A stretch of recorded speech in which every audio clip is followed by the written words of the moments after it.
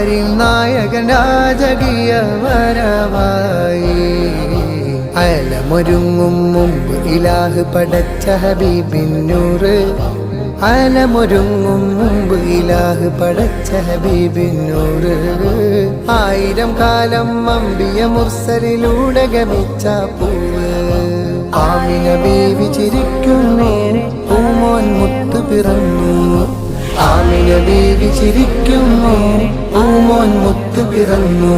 सरकार की आमद दिलदार की आमद हुजूर की आमद पुरनूर की आमद आका की आमद दाता की आमद सच्चे की आमद मरहबा മധുരിക്കും ബാല്യം രുചിക്കാത്ത കാലം